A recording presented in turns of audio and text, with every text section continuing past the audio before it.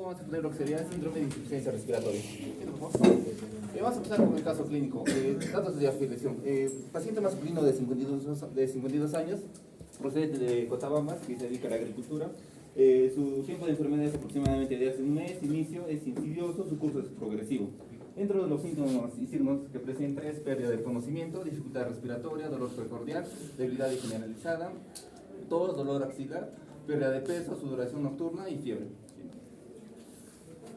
Dentro de su relato cronológico, aproximadamente hace un mes el paciente sufría de dolor torácico y disnea, por el cual fue internado en una clínica de Arequipa, el cual se le detectó blastocnicosis sudamericana. El paciente recibió tratamiento, pero al inicio mejoró, pero después empeoró y por el cual se lo trajo acá a Cusco. El día 6 de marzo se le hizo una placa y se le detectó que tenía neumotórax. El día 11 se le hizo una tomografía para corroborar, pero el paciente se tuvo que retirarse porque al final del mes tenía una cita externa. Pero el día 17 le trajeron nuevamente por emergencia porque el paciente presentaba disnea y dolor torácico y se le detectó que tenía insuficiencia respiratoria, condensación exudativa y neumotórax. El día 18 se le puso un tubo torácico para el neumotórax y en la actualidad el paciente presenta disnea. Dentro de los hábitos nocivos, el paciente frecuentemente tiene un consumo de alcohol, de tabaco y también de té, café, y también el paciente se cocina con leña. Dentro de los antecedentes patológicos, presenta un trauma abdominal ya que fue atacado por un ganado vacuno y otro también sería la blastocnicosis sudamericana. Dentro de los antecedentes familiares, es que sus padres fallecieron por TBC al parecer y es probable que el paciente también tenga TBC. Dentro del examen físico, dentro de las funciones vitales, el paciente presenta taquipnea y por el cual no presenta fiebre, presenta una piel pálida y por el cual el paciente también presenta una máscara de oxígeno. Dentro de su cuello se puede observarse que en su región lateral derecha presenta un ganglio de 0.4 milímetros. Dentro de la inspección del tórax, dentro de lo que sería cardiovascular, presenta ruidos cardíacos rítmicos regulares y no presenta soplos, y dentro de los respiratorios, dentro de la inspección, presenta un tiraje intercostal, uso de músculos accesorios, un tiraje subesternal donde se hunde. Dentro de la palpación, dentro de la ampliación de las bases de los pulmones, se observa que el hemitórax izquierdo está un poco más disminuido. Entre la percusión es matidez y dentro de la auscultación presenta crepitantes. En su tercio medio y en su tercio superior de su cara axilar presenta, y dentro de su cara axilar izquierda y en su cara lateral, o en su tercio medio de su cara lateral, de su cara axial derecha. Dentro del abdomen presenta una cicatriz, por lo cual es blando, depresible, no doloroso, y presenta uraco, y dales que sus sonidos y sus ruidos hidrógenos son normales. Ruidos hidrógenos.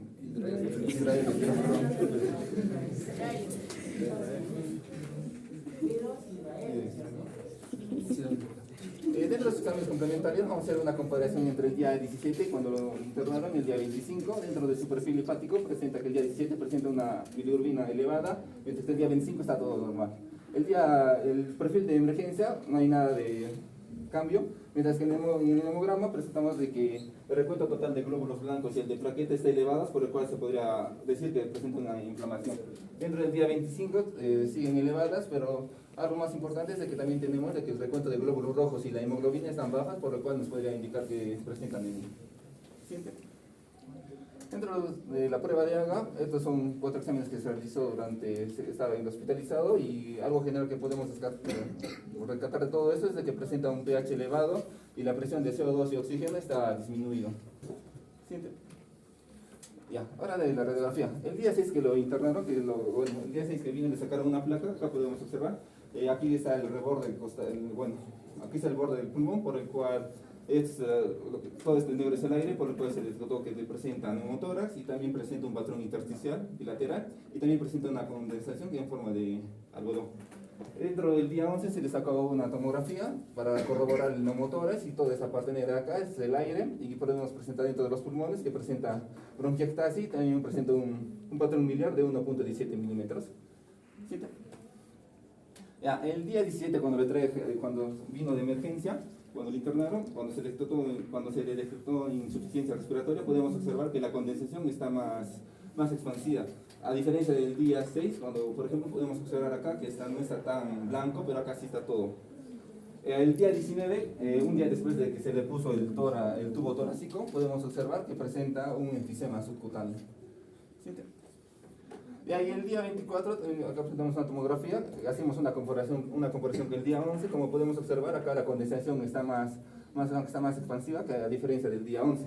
Y también podemos presentar que la pleura de acá está más engrosada y acá está más delgada. Ahora vamos a hablar de los síndromes del paciente. En total va a tener 9 síndromes. Vamos a empezar con el tema de posición, que sería la insuficiencia respiratoria tipo 1, la cual va a ser a causa hipoxémica. Los factores que nos van a sumar al +1, entre ellos vamos a tener el tiempo de la enfermedad, debido a que nos va a hablar de un proceso crónico que va a ser una inflamación del pulmón.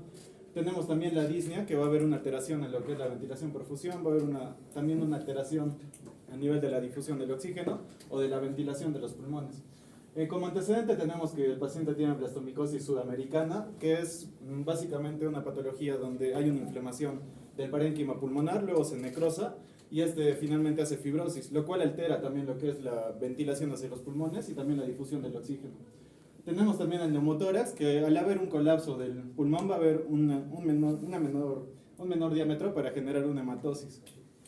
Tendríamos el síndrome de condensación exudativa, y debido básicamente a la ocupación a nivel alveolar, del consolidado alveolar, y va a ser un proceso inflamatorio, que también va a estar añadido lo que es crepitantes, roncantes. También tendríamos que sumar lo que es la disnea, el uso de musculatura accesoria y también la taquimia, que son básicamente aspectos compensatorios. Y la máscara de Venturi, que en pacientes con oxigenoterapia, altos flujos, básicamente nos va a aumentar lo que es la hipoxemia.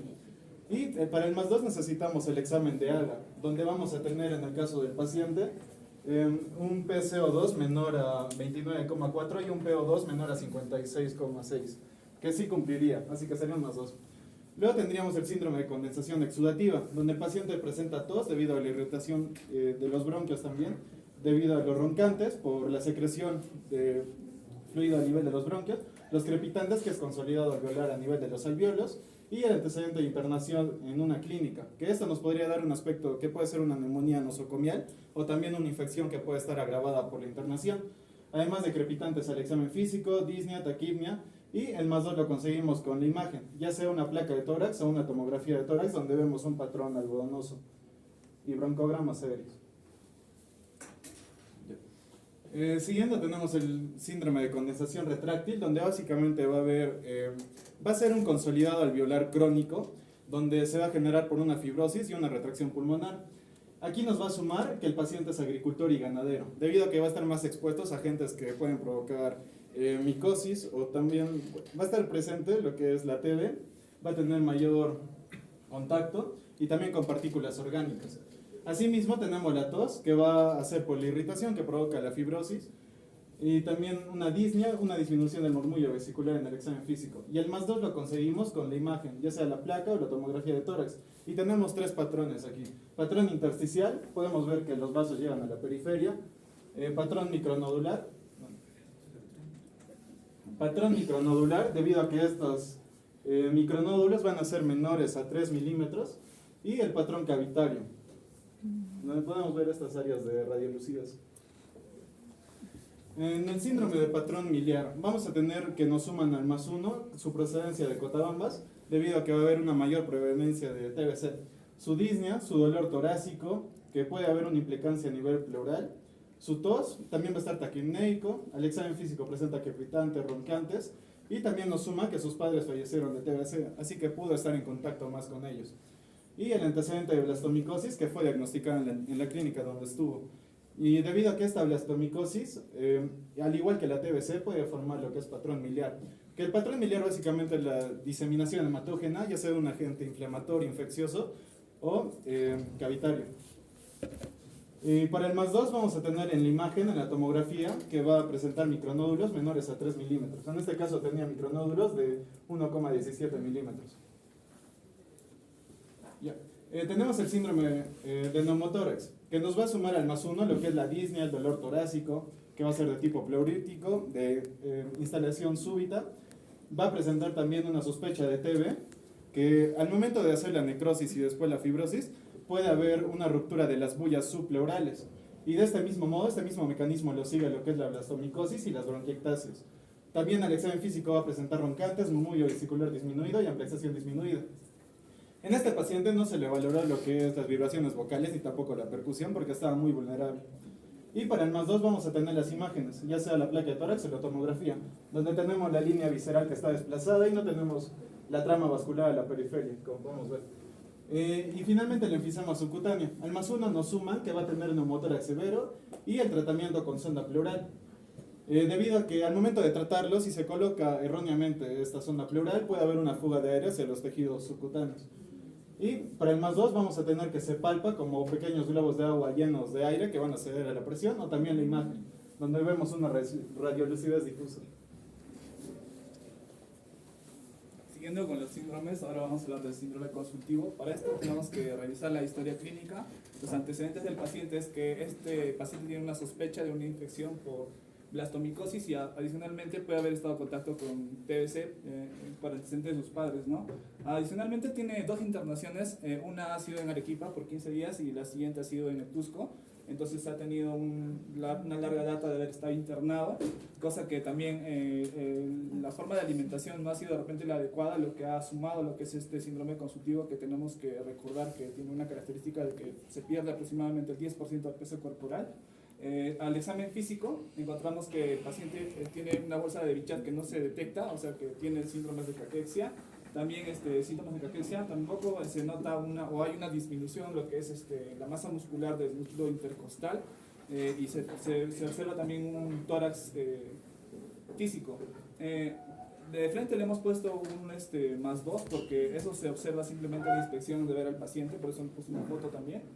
En el siguiente síndrome, que es el anémico, que es un poco más difícil de explicar, ya que ectoscópicamente el paciente no presenta signos de anemia, está el paciente rosado, pero lo vamos a abordar al final. Entonces, lo que hemos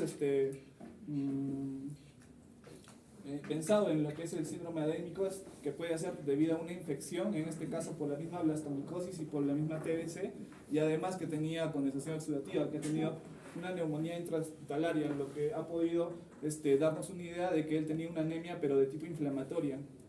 Más adelante les voy a explicar un poco más de qué se trata este tipo de anemia. Otro factor importante fue el internamiento hospitalario que ha tenido por 25 días, ya que como les decía, aquí se debería una anemia ya también por falta de aporte, ya que de repente no ha tenido una alimentación adecuada. Solamente hasta este momento llegaríamos a un +1 porque no tenemos un examen adicional que nos ayude o que nos ponga la hipótesis a algo objetivo, ¿no? Ya al ver el hemograma, hemos visto que inicialmente el paciente entró con una hemoglobina de 14 gramos por decilitro y cuando pasaron los días, al día 17 él tenía una hemoglobina de 11.6, entonces está anémico, pero no se detecta, como les decía, a la ectoscopía. Entonces en los exámenes adicionales hemos encontrado que tenía una hemoglobina de 11.6, lo que confirma nuestra hipótesis, y adicionalmente el proceso inflamatorio que les decía por la anemia inflamatoria se ve un poco respaldada por la proteína C reactiva que estaba elevada. Normalmente está entre valores hasta máximo 5 miligramos por litro, pero está en más de 150. El siguiente. Ahora el síndrome bronquiectásico.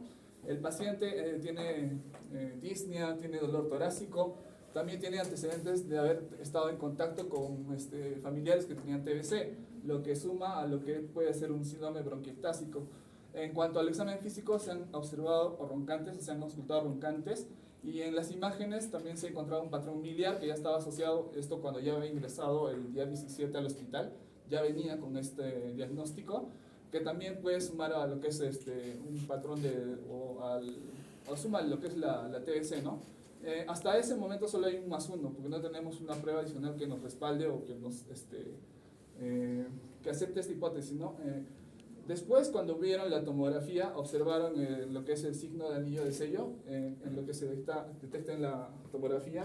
Con esto ya podemos decir que se trata de una bronquiectasia y ya podemos decir que esta es una hipótesis aceptada, ¿no? Es un +2. Siguiente. Ahora, la malla sindrómica. Ya hemos hablado de 9 síndromes, ahora vamos a tratar de entender cómo se están interrelacionando estos síndromes. Primero, tenemos que acordarnos del contexto del paciente. Él es de Cotabambas, de una zona de altura, es también agricultor, ganadero, y él ha tenido un antecedente de haber estado internado en el hospital por 25 días en Arequipa y en el Cusco. Entonces, vamos a empezar porque él ya presentaba un patrón miliar, ya venía con ese diagnóstico, ya tenía las imágenes, y adicionalmente ya tenía el diagnóstico del neumotórax. El neumotórax tiene las características de ser espontáneo y de ser severo. Espontáneo ha sido porque no ha sido un daño externo, no ha sido ningún trauma torácico que lo ha ocasionado. Y ha sido severo porque tenía unas dimensiones que ocupaba gran espacio o disminuía el espacio, ¿no?, del pulmón. Al día siguiente de haber observado que tenía neumotórax, él le ponen un tubo, ¿no?, endotorácico. Y eso puede ser la causa de lo que le haya ocasionado un enfisema. Él tiene también ese síndrome de enfisema. Es probablemente relacionado al neumotórax que ha tenido y probablemente al haber arreglado o tratado de arreglar el neumotórax le ha ocasionado el enfisema. Luego, el paciente también tiene un síndrome consultivo. En este caso, está relacionado a lo que sería el patrón miliar o por la infección que puede tener por la blastomicosis. También tiene otra infección que es por la neumonía intrahospitalaria, que suma a lo que es el síndrome consultivo, ya que va a haber un consumo de lo que son interleucinas. También tenemos un antecedente de lo que es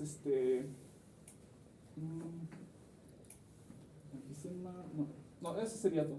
Bueno, en cuanto a lo que es la condensación exudativa, el paciente presenta una condensación exudativa que está grave porque le causa insuficiencia respiratoria, está con oxigenoterapia.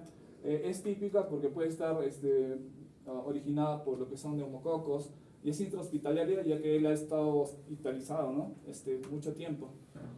Esto puede estar relacionado con lo que es la anemia inflamatoria que estábamos hablando, ya que aquí ocurre algo particular, ya que participa lo que es la lepsidina, que esto va a hacer que en un cuadro de inflamatorio va a retener lo que es el hierro en la sangre. Entonces esto va a causar una anemia inflamatoria, ya que este paciente no presentaba signos, por ejemplo, de tener problemas en la médula ósea o de alguna hemorragia de ese tipo, ¿no? Otra causa que nos diga que puede tener una anemia. Entonces la única relación que tenía con la anemia puede haber sido solamente la anemia inflamatoria a causa de la infección que presentaba. Después tenemos el síndrome de condensación retráctil. El paciente no sabemos desde cuándo lo ha presentado. Lo que sí podemos decir es que sí lo hemos encontrado, ¿no?, por medio de las imágenes y todo. Y justamente él presenta los 4 patrones que son el acinar, el intersticial, el nodular y el cavitario. Esto también está relacionado con el síndrome bronquiectásico que probablemente ha tenido en cuanto a su exposición a la TBC, lo que también suma a la condensación retráctil. Esta condensación retráctil va a ser un factor de riesgo también para lo que es el síndrome de condensación exudativa, lo que puede causar una infección. Entonces, todos estos síndromes se van a englobar en lo que es el síndrome de insuficiencia respiratoria. Ahora, el síndrome de insuficiencia respiratoria tiene 5 fisiopatologías, en las que están, por ejemplo, el shunt. En este caso, el shunt no estaría representado en este caso debido a que el shunt mejora con lo que es la oxigenoterapia. Entonces, el paciente sí mejora, el shunt no mejoraría, pero el paciente sí responde a la oxigenoterapia, o sea, sí aumenta. En la hipoventilación, esto se debe a si es que hay un momento o a una hipercapnia y el paciente no presenta hipercapnia. En la alteración de la difusión sí está relacionado con la condensación exudativa, ya que hay una alteración en lo que es el paso del oxígeno. En la disminución de FiO2, el paciente vive a altura, entonces esto mayormente se da a alturas a nivel del mar. En lo que es la discordancia de la ventilación-perfusión, esto sí está alterado debido a la condensación exudativa que presenta, ya que los alvéolos están ocupados y no hay una correcta intercambio gaseoso. Siguiente, por favor. Ya. Ahora vamos a responder algunas preguntas acerca del caso clínico relacionadas a lo que es el síndrome de insuficiencia respiratoria. Por ejemplo, nos respondemos qué tipo de gasométrico es. Vamos a revisar adelante, en los siguientes minutos vamos a revisar los tipos de insuficiencia respiratoria que hay de acuerdo a la gasometría. En este caso es de un tipo 1 debido a que su su presión de CO2 es menor de 44 y también su PaFi-VO2 es menor de 300. En lo que es la segunda pregunta, ¿qué tipo de insuficiencia respiratoria temporal es? En este caso, el paciente presenta un tipo de insuficiencia respiratoria aguda. Anatómicamente, ¿dónde está el problema? O sea, si hemos revisado todos los síndromes, va a haber un problema en la pleura, esto relacionado al neumotórax, en los alvéolos, esto relacionado a la condensación sudativa, a la vía aérea relacionado a la bronquiectasia y al intersticio relacionado a la condensación sudativa. La fisiopatología, o fisiopatológicamente, ¿cuál es la fisiopatología que está relacionado a este síndrome de insuficiencia respiratoria? Ya hemos encontrado que es la alteración de la difusión por el síndrome de condensación retráctil y la discordancia de perfusión, o ventilación-perfusión en el caso de la condensación sudativa. Y finalmente, lo que detonó su internamiento del paciente fue el neumotórax. Esto fue lo que inició todo para poder revisar, ¿no? Todo Ya. Ahora vamos a hablar del tema de fondo, que sería insuficiencia respiratoria de forma sintética. Ya, bueno, primero la definición intuitiva, ¿no? La insuficiencia respiratoria sería la incapacidad del aparato respiratorio para cumplir satisfactoriamente su función de asegurar el intercambio de gases entre el aire inspirado y la sangre venosa. Lo que caracteriza a cualquier tipo de insuficiencia respiratoria es el valor de la presión parcial de oxígeno en la sangre, que siempre va en insuficiencia respiratoria es menor a 60 milímetros de mercurio. Con respecto a la presión del gas CO2, esta es variable, puede estar elevada, puede estar disminuida, puede ser normal. ¿Cómo se evalúa la presión del oxígeno? Por gasometría arterial, análisis de gases arteriales. Es un método invasivo y bueno, se usa una jeringa. Pero un método que no es tan invasivo como el anterior sería la oximetría de pulso. Se usa un pulsoxímetro y ahí se mide la saturación de oxígeno, ¿no? Entonces, tenemos en esta tabla podemos ver la relación de la presión y la saturación de oxígeno. Vemos que para cada valor de la presión parcial de oxígeno hay un valor de la saturación. Resulta que cuando la presión de oxígeno es menor de 60 milímetros de mercurio, no importa qué valor sea, eso se llama hipoxemia. Entonces, de forma técnica, podemos decir que la insuficiencia respiratoria es un síndrome caracterizado por la hipoxemia. Cuando la presión de oxígeno es menor a 60 milímetros de mercurio, puede tener hipercapnia o no puede tenerla. Y esto se da respirando aire ambiental y a nivel del margen. Ahora la fisiopatología. La hipoxemia puede deberse a distintos mecanismos, pero estos se dividen en dos grandes grupos: los que cursan con intercambio gaseoso normal y los que no cursan con intercambio gaseoso normal. Normalmente tenemos la difusión de gases en la sangre a través de la membrana alveolo-capilar. Resulta que cuando la sangre entra por el extremo, la sangre venosa entra por los capilares arteriales para ser oxigenada, tiene una presión baja, que es de 40 milímetros de mercurio. Cuando ocurre la ventilación, pues por gradiente de presiones, esta sangre sale por el extremo venoso, por las venas pulmonares, y cambia su presión arterial, su presión parcial, y esta sería de 95 milímetros de mercurio, que sería normal.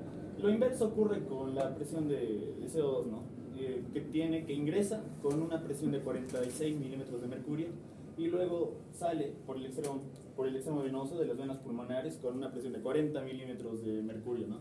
Que sería lo normal en estos casos. Resulta que la difusión entre la membrana alveolo-capilar cesa cuando las presiones parciales de ambos espacios, el espacio alveolar y el espacio capilar, son iguales. En este caso, parecido, ¿no?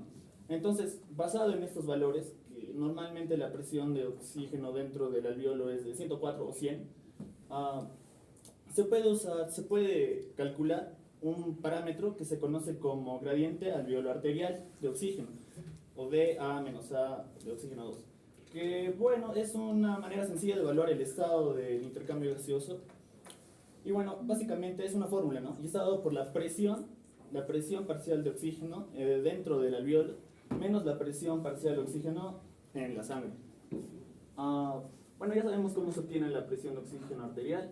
Y la presión alveolar de oxígeno se obtiene a través de una fórmula, la ecuación del aire alveolar, que en este caso nos da la PaO2, o sea, la presión alveolar de oxígeno, que sería igual a toda esta fórmula. que sería la fracción inspirada de oxígeno por un factor grande, que sería la presión atmosférica menos la presión de vapor de agua.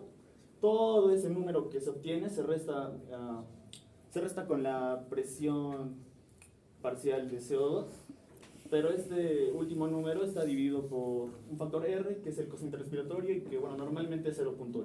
Sabemos que la fracción inspirada de oxígeno es de 0,21 o 21%, y la presión barométrica ambiental o la presión atmosférica es de 700 milímetros de mercurio, y bueno, la presión parcial de vapor de agua es de 47 milímetros de mercurio.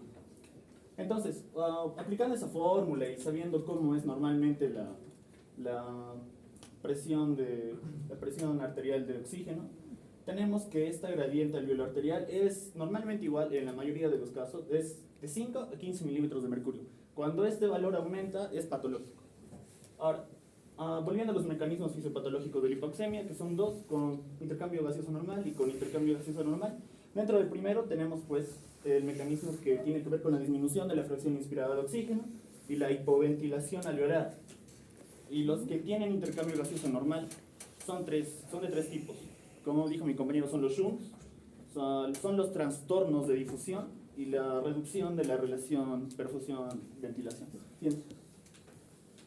Ya, bueno, vamos a hablar de cada uno de ellos de la forma más resumida que existe. Ya, primero tenemos la disminución de la fracción inspiratoria de oxígeno. Normalmente en situaciones como un incendio o las grandes alturas. Bueno, normalmente primero tenemos que la cantidad de oxígeno que está en el aire es del 21%, ¿no? Eso se conoce como la fracción inspirada de oxígeno. Pero ¿qué pasa en una situación como un incendio, en donde no llega suficiente oxígeno dentro del alveolo? Pues entonces la fracción inspirada de oxígeno se reduce. No hay un trastorno en la membrana alveolocapilar, así que la difusión ocurre normalmente, pero la presión alveolar de oxígeno disminuye y por lo tanto la difusión también disminuye. La presión arterial dentro de la sangre, la presión de oxígeno dentro de la sangre disminuye. Y en casos como un incendio, pues hay hiperventilación, no cambia la cantidad de CO2 dentro de la sangre, la capacidad de difusión de CO2 dentro de la sangre. Como hay hiperventilación, el CO2 fluye normalmente hacia afuera y bueno, hay hipocapnia. Ese es el primer mecanismo, ¿no? Luego tenemos la hipoventilación alveolar. Esta normalmente se da en caso de patologías musculares, patologías de pared torácica, patologías neurológicas, patologías que no nos permiten ventilar adecuadamente. Entiéndase ventilación, la capacidad de mover nuestra caja torácica para que entre aire. Bien.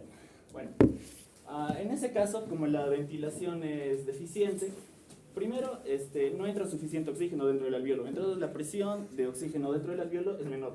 Y por lo tanto, como la membrana alveolocapilar está normal, la presión de oxígeno dentro de la sangre también disminuye porque difunde menos oxígeno.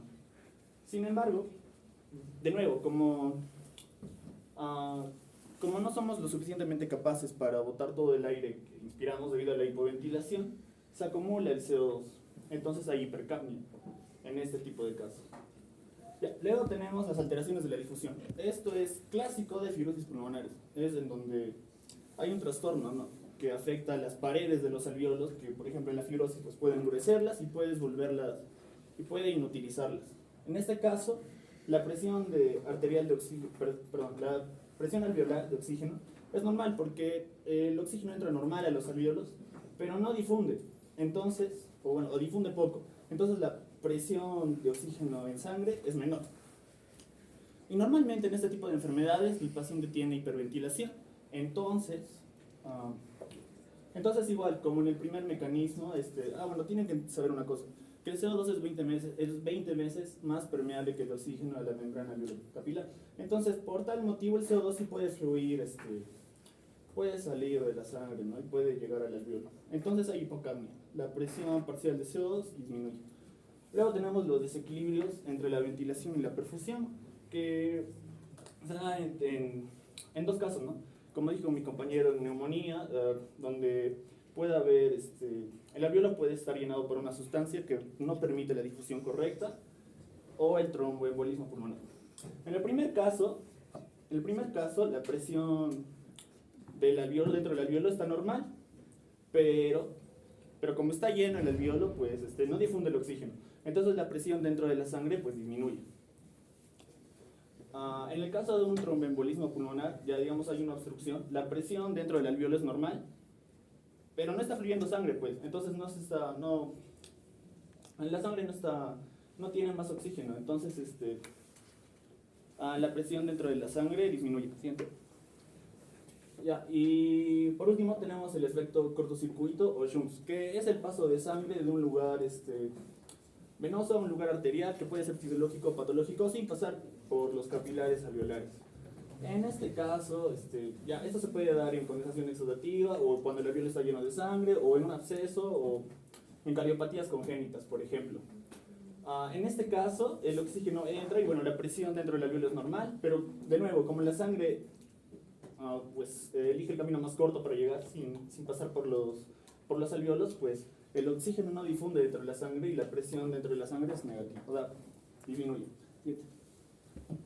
Ya, bueno, entonces, según visto todo esto, tenemos la clasificación de las insuficiencias respiratorias, que por el tiempo sabemos que pueden ser agudas, crónicas o crónicas reagudizadas.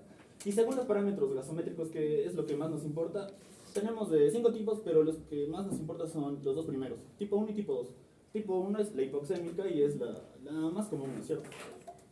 En este caso ya sabemos que la presión parcial de oxígeno en la sangre es menor a 60 milímetros de mercurio y la presión de CO2 es menor o igual a 45 milímetros de mercurio. Y el gradiente alveolo arterial es mayor a 20 milímetros de mercurio, que es patológico, ¿no?